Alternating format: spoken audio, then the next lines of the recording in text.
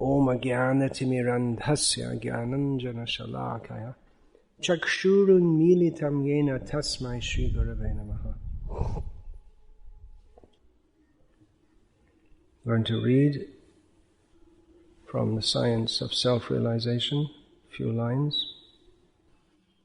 Srila Prabhupada writes, there is a misconception that the Krishna consciousness movement represents the Hindu religion. In fact, however, Krishna consciousness is in no way a faith or religion that seeks to defeat other faiths or religions. Rather, it is an essential cultural movement for the entire human society and does not consider any particular sectarian faith. This cultural movement is especially meant to educate people in how they can love God. Sometimes Indians, both inside and outside of India, think that we are preaching the Hindu religion, but actually we are not. So with that brief quotation from the Science of Self-Realization, I'll develop the theme of the lecture. A few days ago, I saw on a website by the name of the Sampradaya Sun, which is considered off grounds or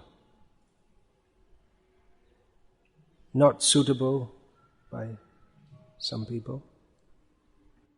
I saw it was featured the photo of a poster from Bhaktivedanta Mana, the ISKCON Center, just outside London, UK, in which there was a photo of a devotee with the large words, Hindu priest. In other words, there's an advertisement for the services of a Hindu priest offered by Bhaktivedanta Mana. And the devotee who posted that, one of my godbrothers,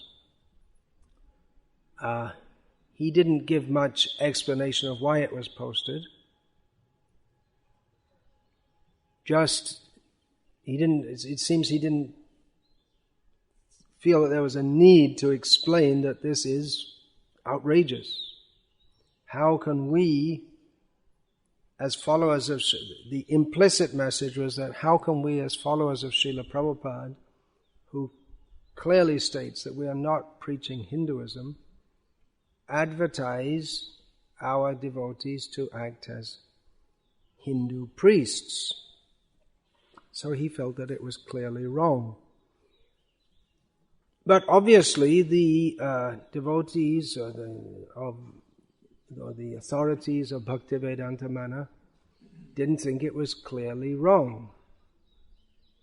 They have this as a poster in the manor, and maybe they stick it up at other places also. They didn't see it as wrong, and devotees coming daily or living daily at living there at Bhaktivedanta Mana, even if it raised a few eyebrows in the beginning, it's, you see it again and again and you consider it normal. And in fact, a whole generation of devotees at the Bhaktivedanta Mana may see the devotees in England in particular, or I could say the mainstream devotees, there are others also, but the mainstream devotees, those who represent the official ISKCON, as being very much aligned with Hinduism. And from my vantage point, several thousand kilometers away, where I've been over the years, having been allowed to join this movement at Bhaktivedanta Mana, I want to reconstruct a history of how this happened, how my godbrother, who was raised in Krishna consciousness, to understand that we are not Hindus, being outraged, it seems, that the devotees nowadays not only identify themselves as Hindus, but promote themselves as being Hindus. How did that happen? Well, in the early days of the movement, I joined in 1975, but from this vantage point in history, that was early, although at that time it was already 9 years, and the movement had already been through various changes. And a devotee had been in the movement for 4 years at that time was considered a very senior devotee, because the movement had only been started in England for 6 years. So devotees were, in the eyes of the public, largely equated with hippies who were considered disreputable, who definitely had an air about them of rebelliousness against mainstream society, rejection of mainstream society. And I remember in the early days of the movement, my early days in Krishna consciousness, devotees getting arrested was common for chanting the holy names in the streets and for distributing books. And I even got arrested once just for walking down the street. I hadn't even started my book distribution, but I got just the fact that I was going to distribute books and I got arrested. And what can you do?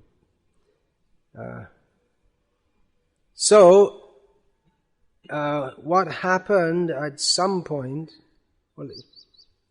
was the manor.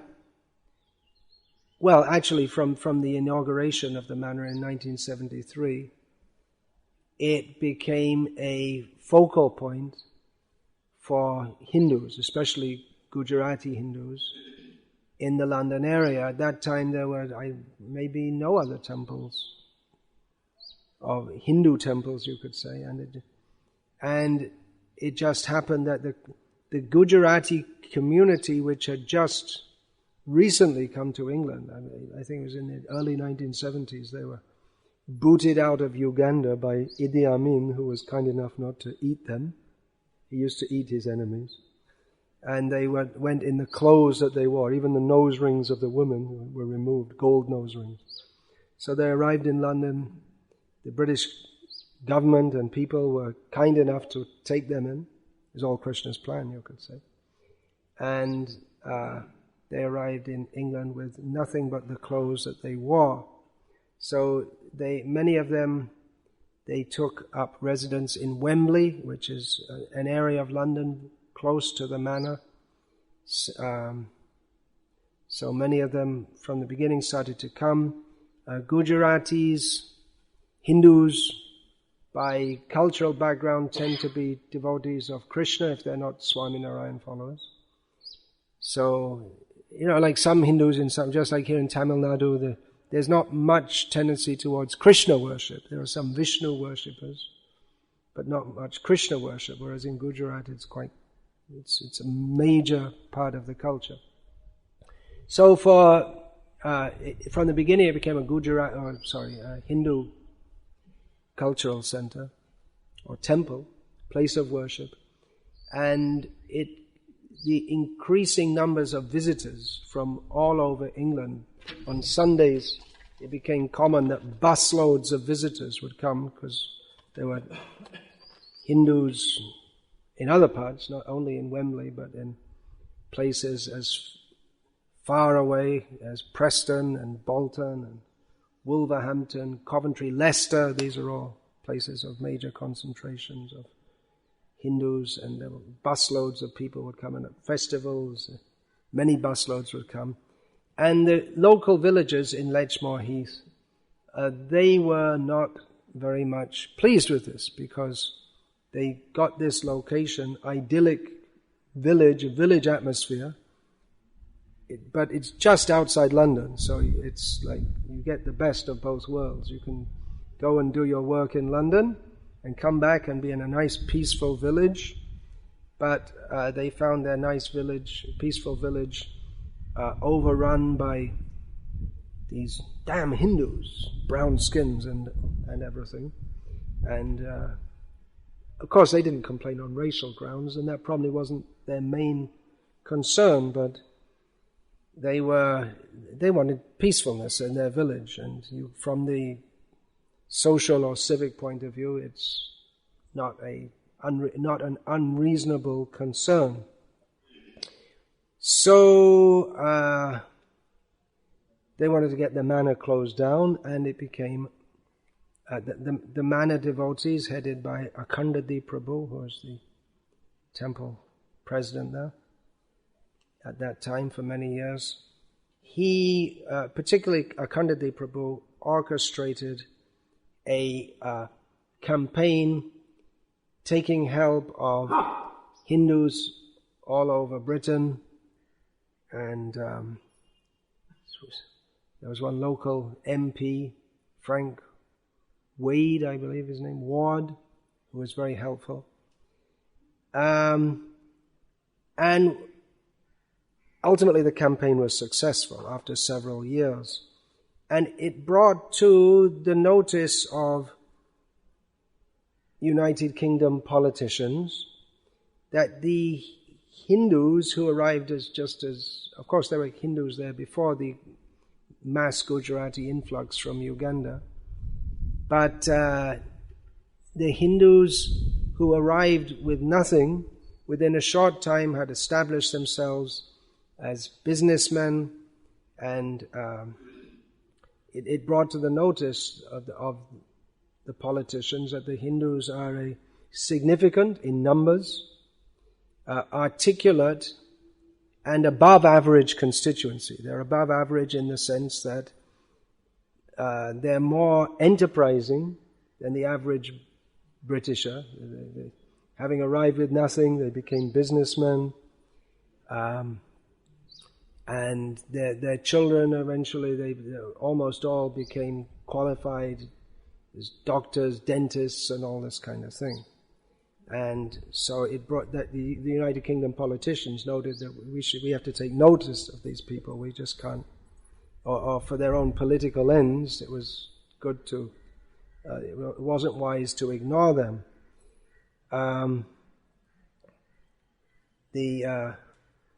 Apart from that, two of the world's richest people, I believe they're among the top 50 in the world, live in London, and they're both Hindus. And, well, if you take Hinduja as one, there are two brothers.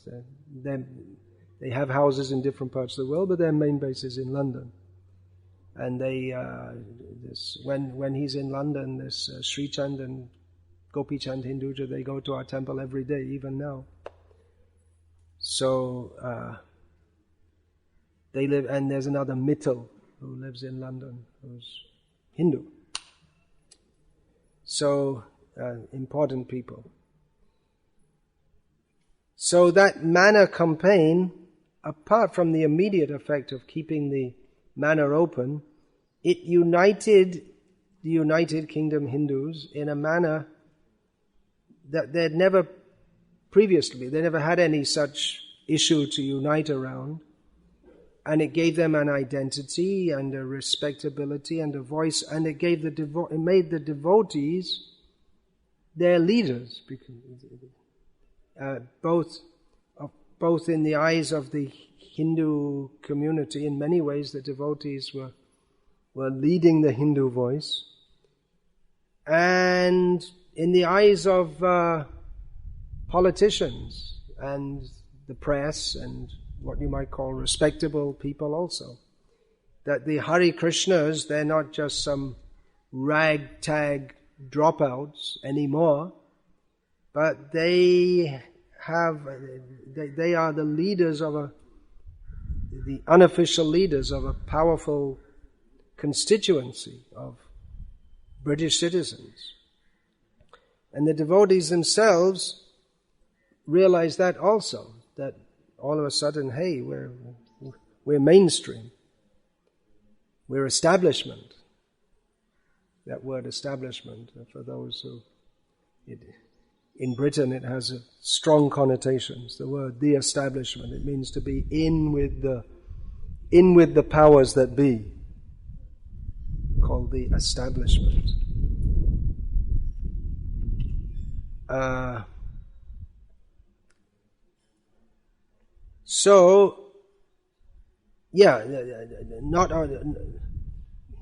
The Hindus, hardworking, well-behaved, in many ways ideal citizens. They're not the type whose kids are going to become hooligans or drunkards or cause riots.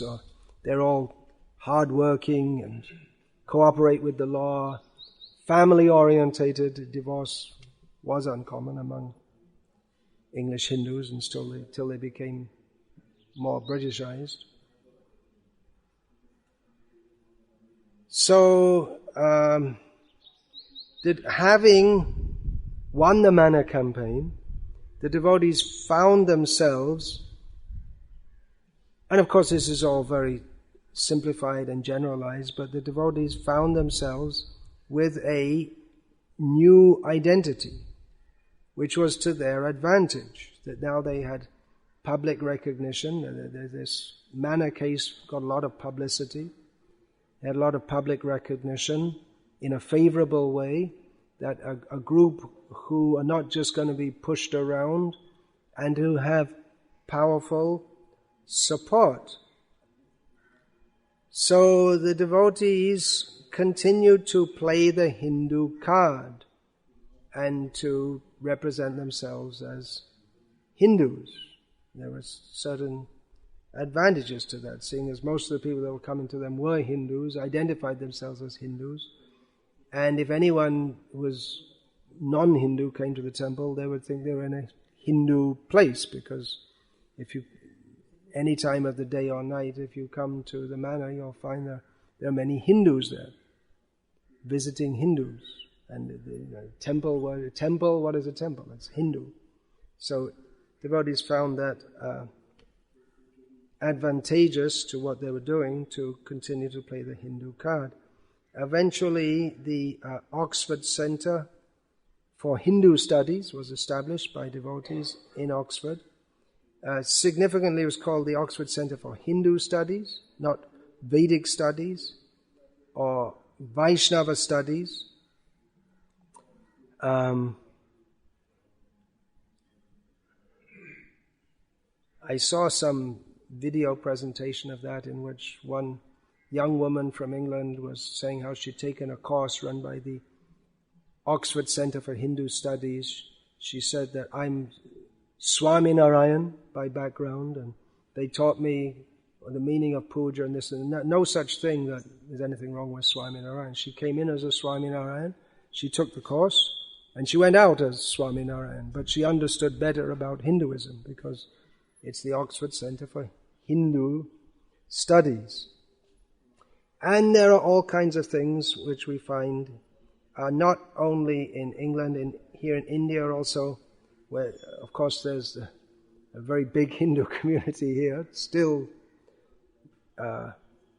bigger than the non-Hindu population, although maybe within a generation, the way things are going, the Hindus will become a minority community within India. So we find things such as motorcycle pujas. That's quite common in India. When people get a new motorcycle, being pious, they take it to the temple, and ISKCON has priests who will do a motorcycle puja for you, or probably in the West they have car pujas more often. And although the pujas, I don't think there's anything in Shastra about this, they're probably made up by the devotees who do it, but the people who come are satisfied, and they give some dakshina to the priest who does it, which augments their income. They might give it to the temple, but I know at least one temple where they don't, and it's considered it's okay. They have extra income for the temple priests to supplement their miserly allowance that they're given. And it's understood they make it up by taking dakshina. People come with and give money on the altar to the priest who's standing there, and it's goes to God represented in the heart of the pujari. So these kind of things are going on. So so in this way, and we recently in Russia and Hungary there were international campaigns to stop, because the government was in these respective countries in Russia they wanted to ban the sale of Bhagavad Gita as it is, and if they'd have been successful in that, they would have gone on to try to ban the whole Krishna conscious movement, no doubt. And in Hungary they wanted to ban the Krishna conscious movement, more or less. And in both cases, the devotees were able to come out successfully by playing the Hindu card, that we are not some cult or sect, but we represent Hinduism, which is an ancient religion and should be considered respectable, even though Winston Churchill said it's a nasty religion, and on that basis justified starving to death millions of Hindus. But nowadays you're not supposed to say things like that. So in Russia and Hungary, and we find in America also, our movement is very much Hinduized, even though I believe there's an official GBC ban against it still in some temples in America. Durga Puja is celebrated. Indian Republic Day with singing Jai Hind, the national anthem. So, here in India also, it seems especially in South India, it's quite common to invite people to come to the temple and have some special puja done in the temple, by which the Lord will remove the doshas, the astrological bad influences, and it's advertised that you sponsor a kalash at Janmashtami, and then you'll get all kinds of material benefits. It's openly advertised like that, and at the end, and spiritual benefit also. Which, if we see this article, which I just read a short section from, Srila Prabhupada goes on to address how modern Hinduism, the main traits of modern Hinduism are Mayavad, which devotees do not subscribe to, Karma Kanda, the idea of,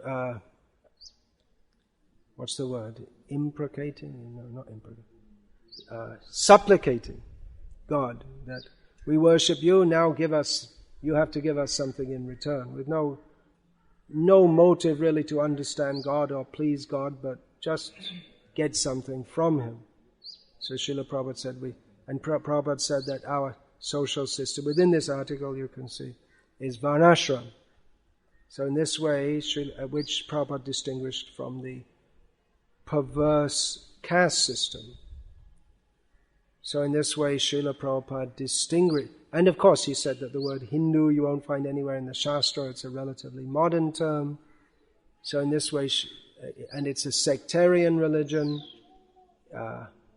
it refers to, just like Pandit Nehru in the definition he gave of Hindu, was a resident of India who's not a Muslim, Sikh, Parsi, Christian, Buddhist or Jain. Bit of an outdated definition, seeing as so many Hindus now live outside India. Formerly they would have been considered not fit to be Hindus for having gone overseas, but that's been forgotten except by some people in the Madhva Sampradaya. So,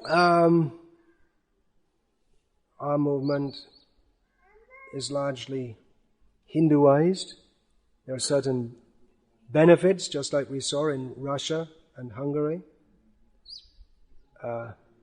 There are other benefits, just like in the House of Commons,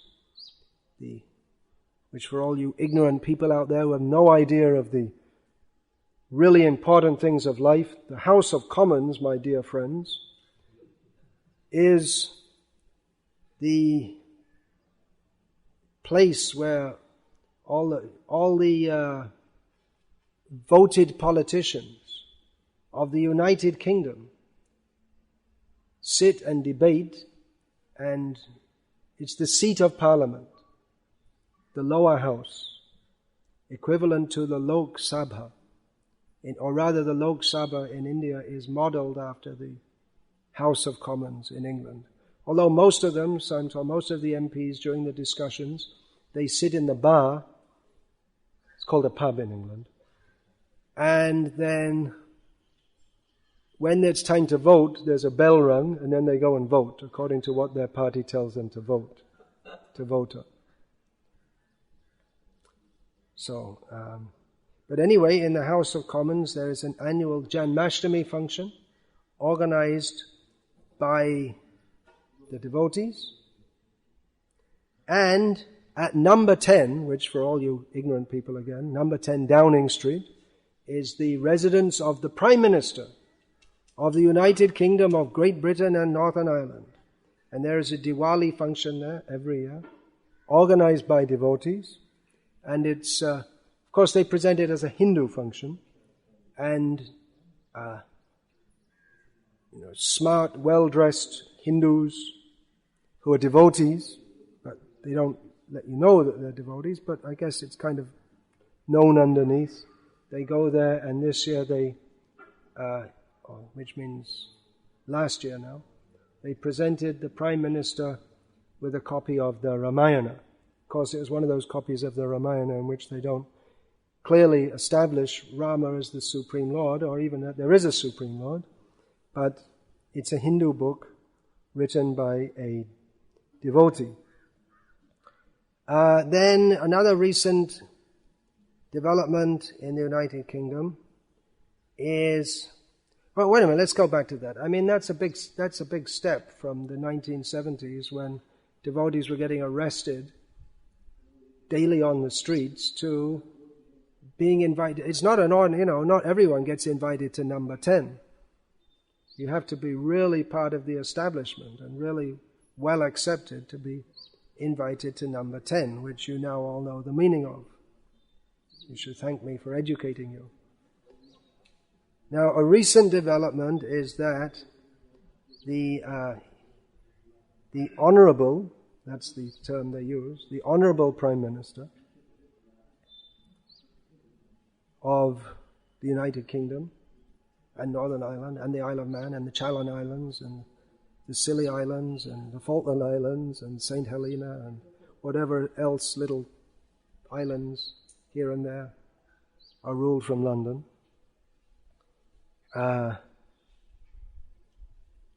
He recently said that we need more morality in England. So we need schools, religious-based schools. So the devotees have been asked to organize, I don't know exactly the mechanics, but it's something that is coming from Mr. Cameron. He's the Prime Minister, by the way. It's like his brainchild, or maybe one of his people thought it up for him. Like, they have speech writers like this.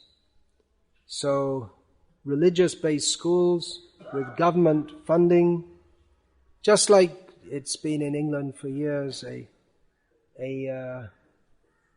normal thing that there are Catholic schools, for instance. I went to a Catholic school, although, well, it was very Catholic, if you take the word Catholic in the original.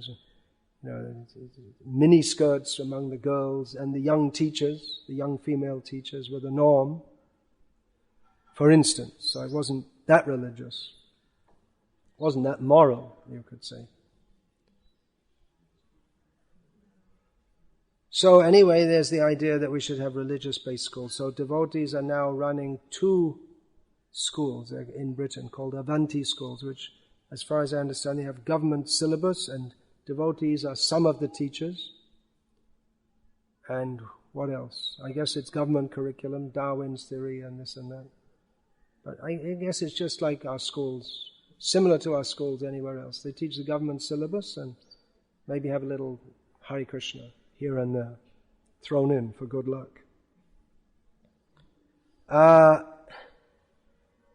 Now you could say, well, don't be so sarcastic. If we hadn't done it, someone else would have done it. Someone else would have taken the Hindu lead. It could have been, Swami Narayans or Vishva Hindu Parishad. But the devotees are recognized as the voice of, as the prominent voice of Hinduism, which is considered not an important voice, but it's something that's there that has to be recognized. So if we hadn't done it, someone else would have done it. And the same with car pujas, for that matter. If we don't do it, they'll go somewhere else, to some other temple. So it's better they come to our temple, you may say. Something else, literally thousands of school children have visited Bhaktivedanta Mana, because part of their syllabus, now that Britain is multicultural, so that in the education from system, they try to inculcate in the children a sense of respect and mutual tolerance for all different kinds of religions. So it's part of the religious course for children. It's an optional part which many do, that they take their children on a school outing to a Hindu temple. And mostly they all go to the Bhaktivedanta Mana, which is by far the best in many ways, in as much as they have a very beautiful temple, with a huge temple room, and big grounds, beautiful grounds in the country. And devotees are willing and competent guides who tell them all about what it is and get them to sit down and chant Hare Krishna and give them prasadam. So in their childhood they have some nice impression, if they remember. I mean, I remember I went on so many school outings as a kid. Once they drove us for so many hours to go to the source of the River Thames. The River Thames. I hope you've all heard of that. All right. Very good. So, some little canal. So we went there, but when we went there, it was all dried up. So there was nothing. We just went in a field and there was nothing to see. After having driven for so many hours. So. Anyway, that's one of the school outings I remember. Because it was so useless. So anyway, thousands of kids visit the mana, they see the deities, they chant Hare Krishna, the teachers, they also feel happy because they get well treated, and it's a good education. The devotees, they know how to present it in an educational manner that the parents are happy with. Devotees are consulted on the syllabus in religious studies, thanks to the Oxford Centre for Hindu Studies, and the mana, because of its interaction with the Hindus, with the government on the beliefs of, so that we get to review or write the syllabus, what's written about Hinduism, which is different to America, where some years ago in California, there was the syllabus for the schools where they wrote about Hinduism was really blasphemous, and though Hindus protested, they weren't able to overturn it. Really, the Hindus, caste system, elephant god, they really presented in a bad light. So, there are many good things. Similarly, food for life. I recently read reread a Back to Godhead article by Sureshwar Prabhu, who spent many years at Gita Nagari farm in the backwoods of Pennsylvania. USA, who wrote about how their Food for Life program got started from the Gitanagari farm. Because one day they found the local newspaper reported that at the local parade organized by the church, the first prize had gone to a float which showed Jesus as the living God and 3 coffins beside it. One for Buddha, one for Muhammad, and one for Krishna. And seeing as there are no Buddhists or Mohammedans anywhere in the vicinity, it was obviously a comment on the devotees. So apart from other things, the devotees thought, hey, we've got to do something about our public image around here. So it so happens that there are many poor people in that area. Many people who haven't been to America think that there aren't poor people in America. But as the Lord Jesus Christ himself said, the poor will always be with us.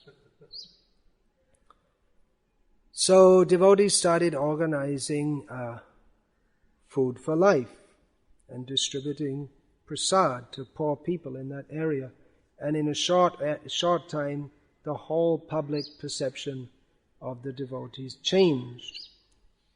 And the government organizations who are giving funds and like grains and dried milk and all this kind of thing to welfare organizations, they were very happy, and they said that you give 20,000 to the Krishnas and they'll use it all, whereas they'll do $80,000 worth of work with it. In other words, they're good in what they're doing, and the people also were happy with that. So that very much changed the public perception of the movement, which also made it easier for, apart from not getting harassed by the local authorities or by the local people, or in some parts of America, it can actually be quite risky in what they call redneck country, in which people have guns, and they don't like you, something like a Hare Krishna who's representative of Satan, it could be literally dangerous for your life. So perceptions changed. Perceptions have changed in academia also. That's another area in which devotees have entered with the idea of changing perceptions of our movement. That in academia they tend to think of devotees as not very scholarly, and also the movement or Gauriya Vaishnavism itself is much misrepresented in many ways by mundane scholars. So devotees have entered that field, and by presenting PhD theses and subsequent articles, they've been able to present Krishna consciousness and Gauriya Vaishnavism and the Hare Krishna movement in a much better light than if it was simply left to the scholars alone. So devotees, with all sincerity, no doubt, have made these various different approaches in presenting our movement, and in many ways they've been successful. But, now comes the but.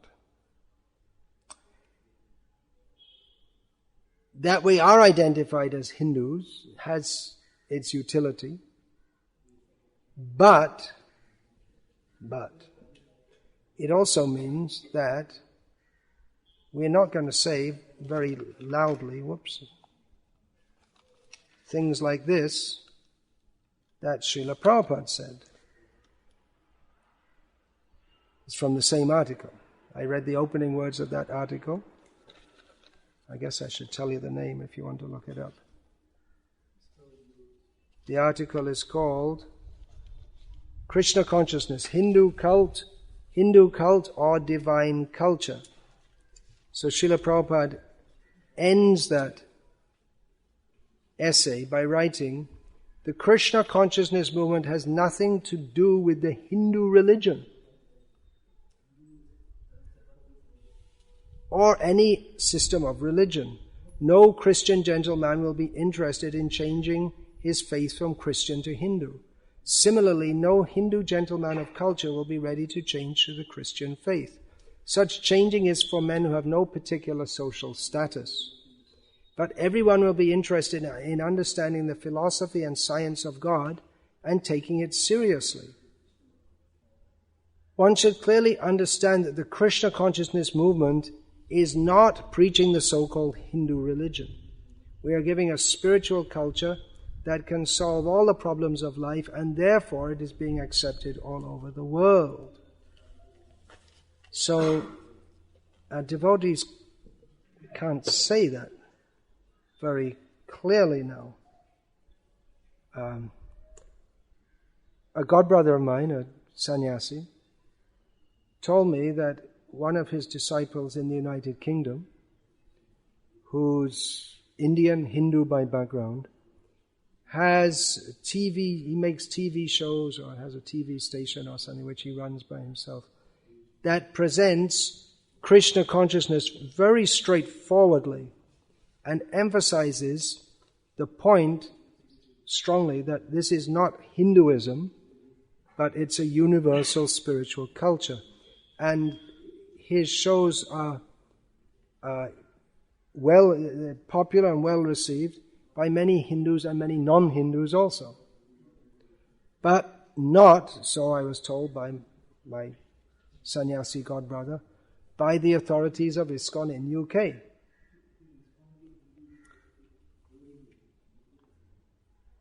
Because they are presenting Krishna consciousness in a different, it's clearly in a different way or with a different emphasis to that which Srila Prabhupada presented Krishna consciousness. And although there are many advantages in doing so, still it cannot be denied that it is different to the way Srila Prabhupada presented it. And along with the advantages comes the fact that we'll have to mix with and support non-devotee Hindus. When they have, when someone wants to close down some Mayavadi temple, instead of saying Jai Hari Bol, we may have to support them. And people that we are very much opposed to as great cheaters, we may have to support them. And we actually see that some of our devotees, they even leaders, they regularly mix with out-and-out Mayavadis. Recently in one city in India, at some public programs, I was introduced by respectable gentlemen. I was introduced to the audience as a member of ISKCON, which is a well-known social welfare organization. This term was used twice in 2 days.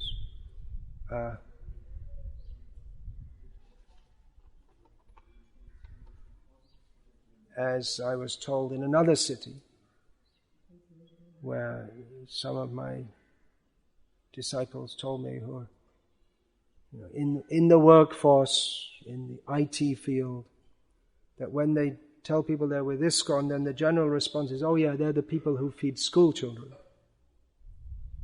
Which is somewhat favorable, but it's a very different response to, oh yeah, that's the spiritual movement.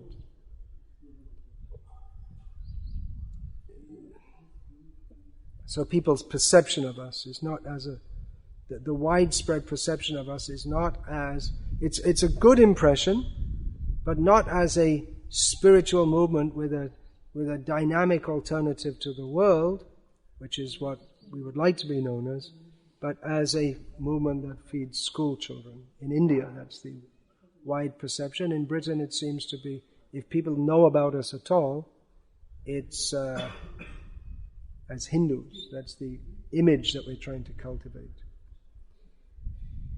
The advantages are there for having cultivated academia and for devotees having entered mainstream academia, but there are disadvantages also, because even though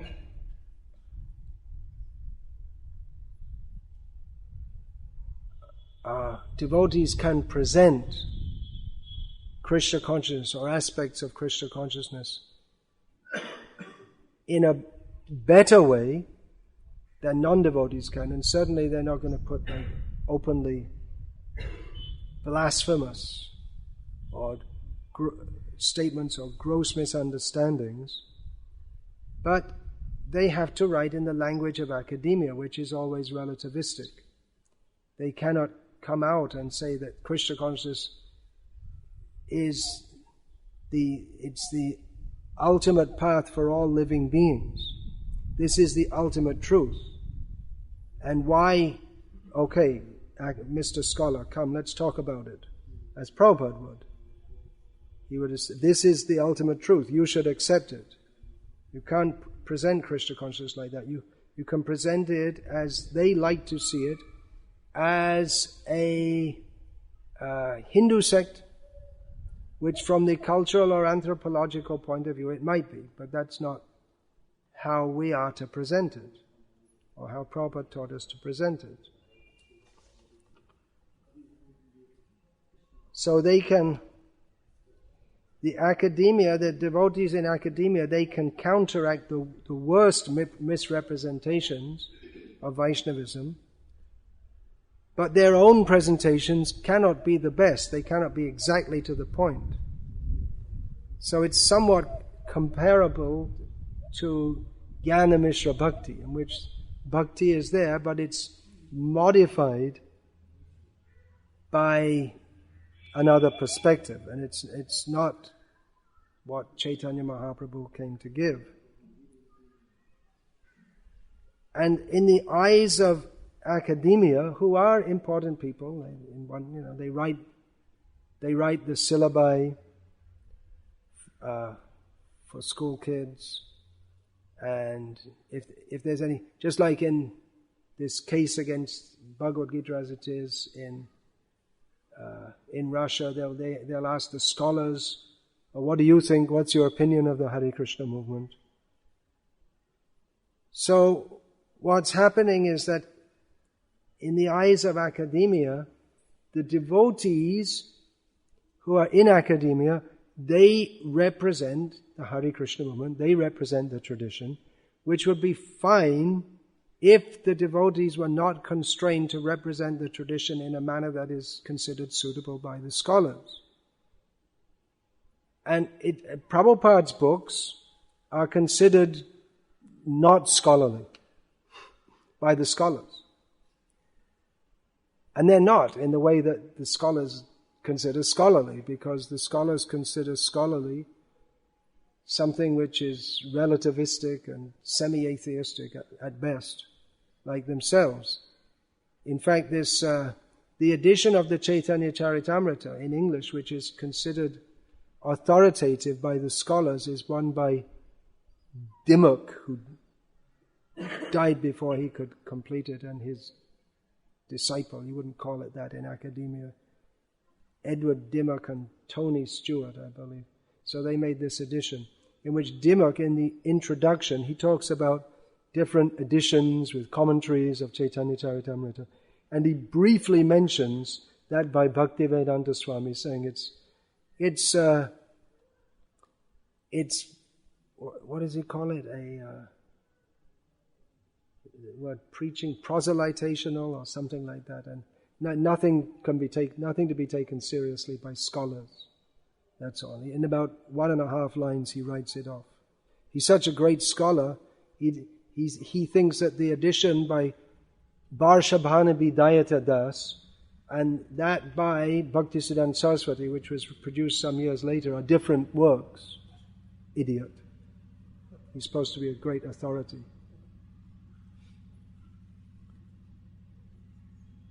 So, the devotees, therefore, they're writing books which present the scriptures of Gauriya Vaishnavism in a manner suitable to the academics. Because after all, Prabhupada's books, they're not scholarly in the scholarly way. Prabhupada, in his translations, he intersperses commentary. Sometimes he leaves out part of the Sanskrit in the verse translation. His verse translations, they often incorporate elements, just like Vishwanath Chakravarti will say, this word means this, which is an unusual usage, and Prabhupada will use that usage rather than that of the dictionary definition.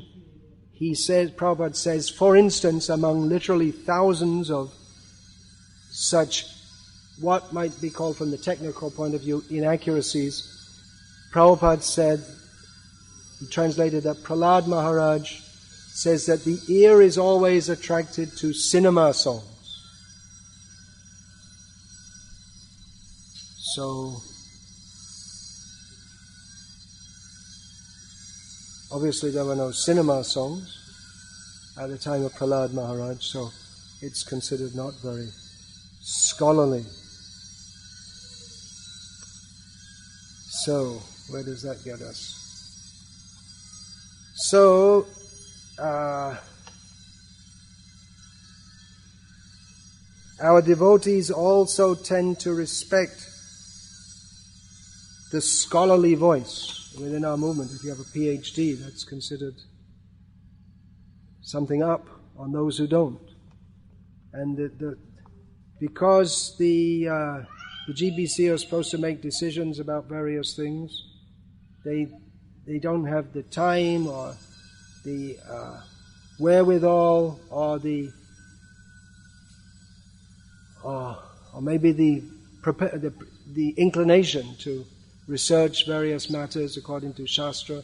So they ask devotees who have proved themselves to be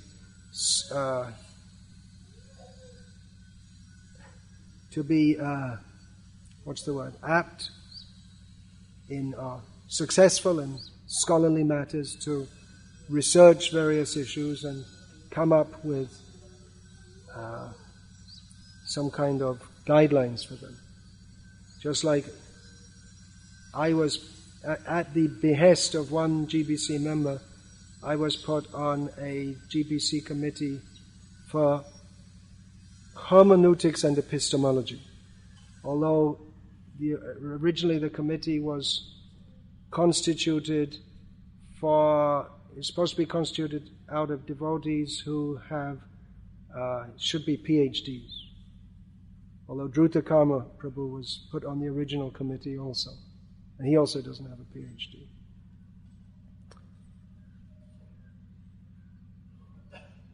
So, our movement has gained acceptability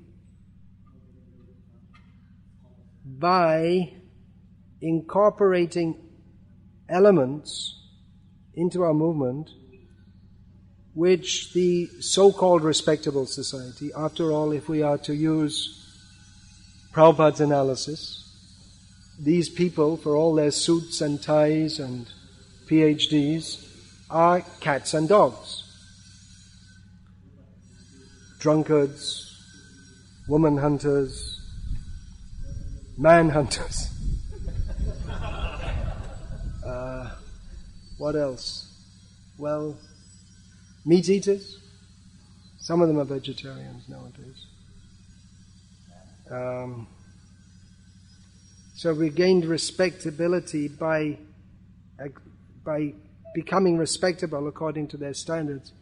Externally, much stays the same. I mean, what's the harm? We still have Mangalarti and Kirtans, and we still have Srimad Bhagavatam class. And we still distribute Prabhupada's books. However, as I noted, we're not able to speak out openly what Prabhupada said. Having become respectable in that society, you're not going to go around preaching that the leaders of society are just like cats and dogs.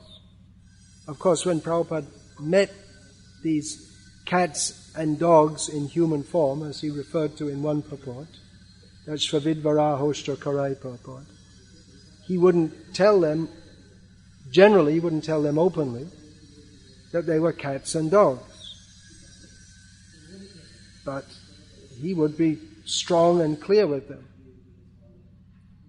Just like when he met a group of scholars of theology, and Prabhupada said, and he asked them, so what is your definition of God? And they couldn't give anything. And Prabhupada said, then you're not. If you can't say what God is, then you're not. How can you be professors of theology? It's very clear. And what could they say? What can you say in reply to that? So we have, the externals are going on, but if we can't clearly represent what Prabhupada says, then we gain much, but we sold our soul.